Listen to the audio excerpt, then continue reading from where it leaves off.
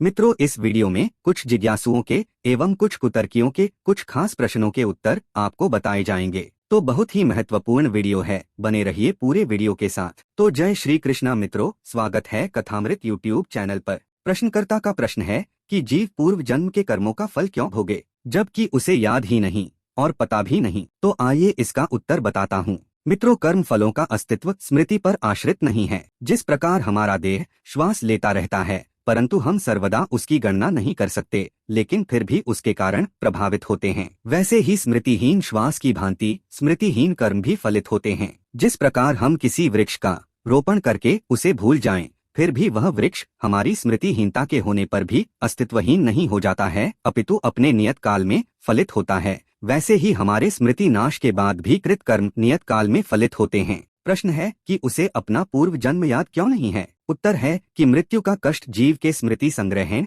यानी मन रूपी अस्थायी संग्रहण तथा चित्त रूपी स्थायी संग्रहण की क्षमता को भगवान की इच्छा से निष्क्रिय कर देता है। महाभारत का कथन है, वेद नाभिः परितात्मा तद्विद्धि द्विज सत्तम जाति मरण संविघ्नाः सत्तम सर्व जंतवः दृश्यन्ते संत्यजन्तश्च शरीराणि द्विजर्षभ गर्भ संक्रमणे चापि मर्मणा मति सर्पणे। अर्थात जन्म और मृत्यु के समय हुए अपार मर्म भेदी कष्ट के कारण जीव का विशेष स्मृति नाश होता है, अतएव उसे सामान्यतः अपना पूर्व जन्म स्मरण नहीं रहता। श्रीमद् भागवत महापुराण में उल्लेख है, विनिष्क्रांति कृच्छ्रेण निरुच्चासो हत स्मृति रोरुइति गते ज्ञाने विपरीताम गते गतः। पूर्व जन्म की विस्मृति उन घटनाओं को नष्ट नहीं करती है जो पूर्व में घटित हुई थी, न ही उनके परिणामों को प्रभावित करती है, इसीलिए कर्म फल स्मृति पर आश्रित नहीं है। प्रश्नकर्ता का प्रश्न है कि माया और अविद्या ब्रह्म की प्रपंच उत्पादिनी शक्ति है, यानी ब्रह्म की ही शक्ति है, तो वो अनादिकाल से जीव को क्यों फंसाए हुए हैं।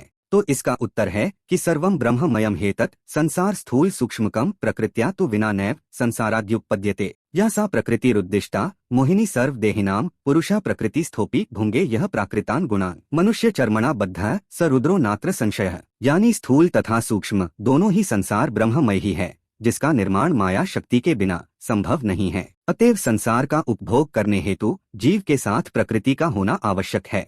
हमने जिसे प्रकृति के नाम से बताया वह सभी देहधारियों को मोहित करने वाली है। इसी प्रकृति यानी संसार में स्थित होकर इसके त्रिगुणों का उपभोग पुरुष करता है। हमने जिसे पुरुष के नाम से बताया वह मनुष्य की चमड़ी से आवृत हुआ दुख नाशक ब्रह्म ही है, इसमें संशय नहीं है। ईश्वर गीता का कथन है, नित्यः सर्वगतो ह्यात्मा कूटस्थो दोष वर्जितः एकः सा भिद्यते शक्त्या माया न स्वभावतः। पुरुष का स्वभाव अविनाशी सर्वव्यापी निश्चल और निर्दोष है। वह केवल शक्ति से यानी आसक्ति रहित यौगिक प्रयत्न से ही माया के बंधन को तोड़ सकता है, ऐसे ही प्रयत्न रहित स्वभाव से नहीं। महायोगिनी कौलज्ञान निर्णय के सप्तदश पटल में लिखा हुआ है, जीवेन च जगत सृष्टम स जीवस तत्वनायकः स जीवः पुंगलो हंसः स शिवो व्यापकः परः। यानी इस जीव के कारण ही संसार की रचना हुई है और यह जीव ही समस्त तत्वों का स्वामी है। वही निर्विकार हंस रूप है, कल्याणकारी है, सर्वव्यापी है। आत्मा से ही आत्मा को जाना जा सकता है। इसी देह में स्थित आत्मा को जिसने जान लिया वही योगी राज है। वह साक्षात शिव कहता है, स्वयं भी मुक्त होकर अन्य को भी मुक्त कर सकता है। जिस प्रकार कीचड़ में स्थित होकर भी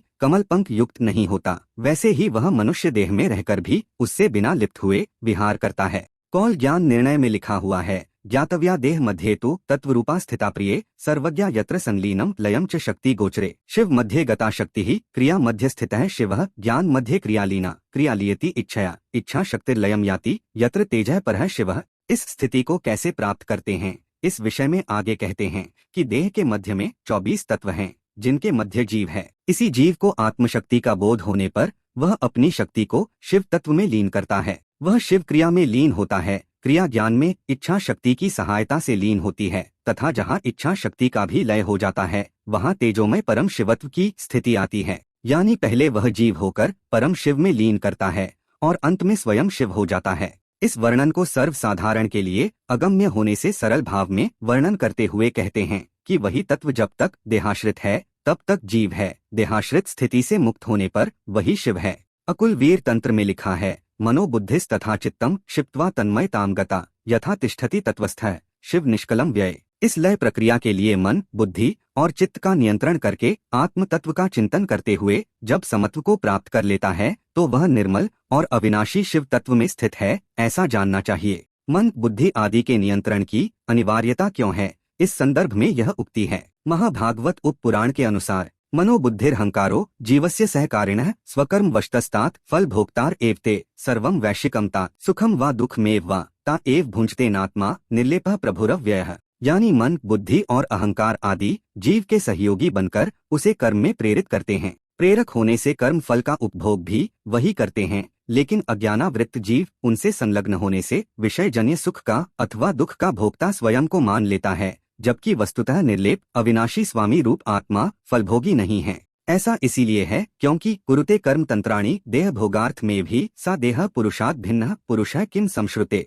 देह के उपभोग हेतु ही कर्म जाल का विस्तार होता है। जब वह देह ही पुरुष से भिन्न है तो वस्तुतः पुरुष क्या उपभोग करेगा? तत्वतः तो उसे मात्र उपभोग की प्रतीति होती है। स्वच्छंद तंत्र में उल्लिखित है, अहमेव परोहंसः परमात्मा परात्परः। परशुराम कल्प सूत्रम में लिखा है, फलम त्यक्त्वा कर्म करणम। आत्म तत्व के चिंतन से ही इस अज्ञानावृत्त स्थिति का नाश संभव है। मैं परम हंस हूँ, अगम्य से भी अगम्य ब्रह्म हूँ, यही आत्म तत्व का चिंतन है। इसकी प्राप्ति कैसे हो? इसके लिए कहते हैं, फलासक्ति का परित्याग करके कर्म में प्रवृत्त होने से ही आत्म तत्व के चिंतन की प्राप्ति संभव है। एक प्रश्नकर्ता ने प्रश्न किया कि मेरा सबसे गुरुत्वपूर्ण प्रश्न है कि यह जीव अनादिकाल से अविद्या और माया में फंसा हुआ है, फिर जो कोई भी आत्मज्ञान की ओर अग्रसर है वो अब तक क्यों अविद्या में फंसे हुए थे और अब क्यों ये ज्ञान हो रहा है?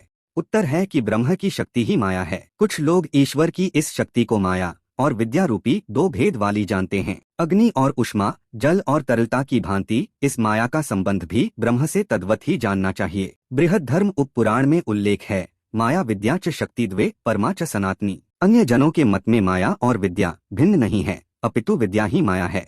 कुछ आगम तत्वज्ञानी माया को रक्षा करने वाली, विद्या को मुक्त करने वाली और अविद्या को बद्ध करने वाली कहते हैं। जिस प्रकार से जल स्वतः निम्नगामी होता है, उसकी प्रवृत्ति ही वैसी है, उसी प्रकार जीव भी स्वभावतः मुमुक्षु होता है। परंतु जैसे मार्ग में बांध, पर्वत आदि के अवरोधों से नदियों की गति बाधित हो जाती है, वैसे ही कुसंगति और अविद्या के प्रभाव से जीव का मोक्ष मूलक साधन भी बाधित होता है। पुनः जैसे जल के जमा हो जाने से वेग बाहुल्य मार्ग में अवरोधक को हटाकर आगे बढ़ जाता है, वैसे ही अनेक जन्मों के पुण्य प्रयत्नों से संस्कृत होकर प्रारब्ध जन्य संस्कार बाहुल्य से अविद्या का अवरोध भी क्षीणता को प्राप्त हो जाता है, जिससे जीव की प्रवृत्ति पुनः आत्मज्ञान की ओर हो जाती है। जैसे भ्रमवश गले में पहना हुआ स्वर्ण आभूषण भी खोया हुआ सा प्रतीत होता है, वैसे ही जीव की भी अविद्याजन्य भ्रम के कारण ब्रह्म बोध से विस्मृति हो जाती है। पुनः किसी नैमित्तिक कारण से जैसे आभूषण की पुनः स्मृति हो जाती है और जिससे स्मृति मात्र से ही चिंता का स्वभावतः शमन हो जाता है,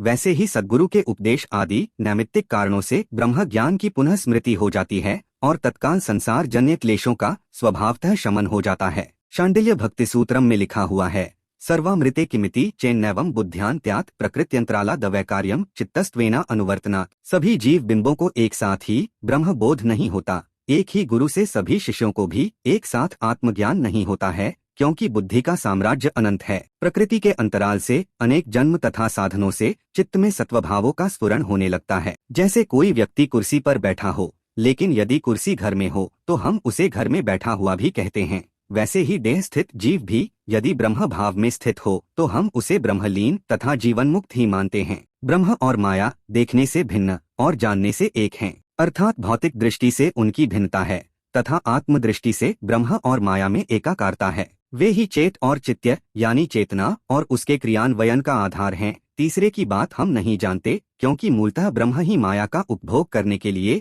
जीव भाव को ग्रहण करता है। उन दोनों के यानी ब्रह्म और माया के संयुक्त रूप से कार्य करने से ही जीव जगत की संभावना होती है। बृहद्धर्म उपपुराण में उल्लेख है, तथापि सृष्टिर्न भवेदिति ज्ञात्वा महेश्वरी पुरुषांश्च द्विधा चक्रे जीवम च परमं तथा। जीवस्तु परमोपाधिम पुरुषम तम मयाक्षितम सदा पश्यन् याति तत्वम नैव सृष्टिस्तदा भवत्। अर्थात पूर्वकाल में सृष्टि की इच्छा से युक्त होकर ब्रह्म ने अपनी माया शक्ति का प्रयोग करना चाहा, परंतु कूटस्थ होने से सृष्टि संभव नहीं हुई। इसीलिए माया ने पुरुष तत्व को जीव और परमात्मा के रूपों में विभक्त कर दिया। उस समय जीवांश को अपने ब्रह्म रूप का बोध बना रहा, इसीलिए सृष्टि विस्तार पुनः रुक गया। अतएव पुनः माया ने उन दोनों के मध्य अविद्या का रूप धारण करके आवरण बना दिया, जिससे उस जीव का ब्रह्म ज्ञान विस्मृत हो गया। दत्तात्रेय उपपुराण में उल्लेख मिलता है, शुद्ध सत्व प्रकृत्याम यो बिंबितः सा महेश्वरः जीवो मलिन सत्वायाम तामस्याम भूत पंचकम सर्वज्ञ ईशः समष्टिर्जीवो अज्ञो व्यष्टि संज्ञेतः एवं विक्षेप कार्याख्या सृष्टि जतिश्वरा गया।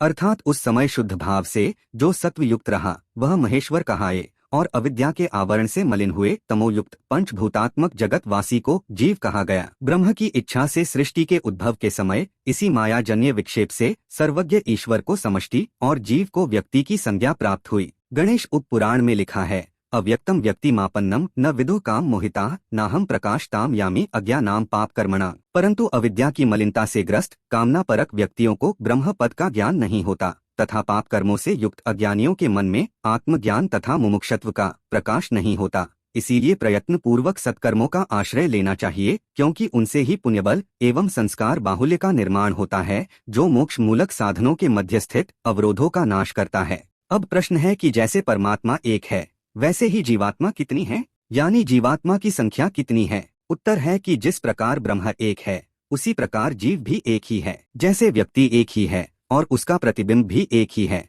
परंतु जहाँ जहाँ दर्पण लगाए जाएंगे वहाँ वहाँ प्रतिबिंबों के विविधता की प्रतीति होती है, वैसे ही जहाँ जहाँ ब्रह्म माया के त्रिगुणात्मक विक्षेप से युक्त होता है वहाँ वहाँ जीवत्व के विविधता की अनुभूति होती है। परंतु जीवत्व की विविधता मात्र माया के कारण प्रतीत होती है, वास्तव में ऐसा नहीं है। श्रीमद्देवी भागवत में लिखा है, तथैव कल्पितम भेदो जीवात्म परमात्मनो यथा जीव बहुत्वम च मायैव नाचास्वतः। योगिनी तंत्र में उल्लेख है, इदम ही सकलम देवी सर्वम मायामयम पुनः मिथ्यैव सकलम देवी सत्यम ब्रह्म केवलम। अर्थात यह समग्र संसार मायामय होने से त्रिगुणमय विक्षेप से युक्त है, अतः प्रतीति का बाहुल्य है, परंतु यह सब नश्वर तथा परिवर्तनीय होने से मिथ्या है। ब्रह्म के एकात्मकता की बात ही सत्य है। यह संसार उसी प्रकार जीव का आवृत्त है जैसे फेन, बुलबुला और तरंग आदि जल से आवृत्त है। जैसे स्थूल दृष्टि से देखने पर इन तीनों की जल से पृथक सत्ता प्रतीत होने पर भी सूक्ष्म दृष्टया इनकी जल से एकाकारता है, वैसे ही यह संसार स्थूल दृष्टि से जीव से पृथक दिखने पर भी उससे आवृत्त है। मित्रों, आजकल यह देखने में आ रहा है कि सनातन के रहस्यों को न जानने वाले अज्ञानियों के द्वारा मनन चिंतन और अध्ययन के घोर अभाव के कारण उत्पन्न अज्ञानांधकार के फल स्वरूप वे बहुत से कुतर्क करने लगे हैं। कुतर्कियों का कहना है कि सर्वशक्तिमान का तात्पर्य है जो सब कुछ कर सके। क्या ईश्वर आत्महत्या कर सकता है? यदि नहीं तो ईश्वर सर्वशक्तिमान नहीं है। यदि हाँ तो ईश्वर अविनाशी नहीं है। क्या ईश्वर ऐसा पिंड बना सकता है जो इतना भारी हो कि ईश्वर स्वयं न उठा सके? यदि नहीं तो सर्वशक्तिमान नहीं है। यदि हाँ तो भी सर्वशक्तिमान नहीं है। इसका उत्तर है कि ईश्वर हर चर अचर जड़ और चेतन में व्यापकता से विद्यमान है। संसार भी वही है और संसारी भी वही, क्षेत्र भी वही है और क्षेत्रज्ञ भी वही। अतः जब संसार का नाश होता है तो ईश्वर के एक रूप का ही नाश हुआ, और इस प्रकार से ईश्वर ने अपने एक रूप के संहार के समय आत्महत्या की। वेदों में ईश्वर को 3 मुख्य स्वभावों वाला बताया गया है, भोक्ता, भोग्य तथा प्रेरक। सामान्य भाषा में इन्हें क्रमशः जीव, माया एवं ब्रह्म कहा जाता है। इसमें जब ईश्वर जीवत्व को ग्रहण करते हैं तो ब्रह्मत्व का परित्याग कर देते हैं, या यूं कहें कि माया का आवरण ओढ़ लेते हैं, और माया के आवरण से मुक्त होने पर वे जीवत्व के भाव से रहित होकर ब्रह्मत्व में स्थित हो जाते हैं। जिस प्रकार से जब तरल जल जमकर बर्फ बन जाता है तो जल का नाश हुआ भी और नहीं भी, वैसे ही ईश्वर अपना नाश करने पर भी बने रहते हैं। यही उनकी विलक्षणता और दिव्यता है। अतः ईश्वर सर्वशक्तिमान है।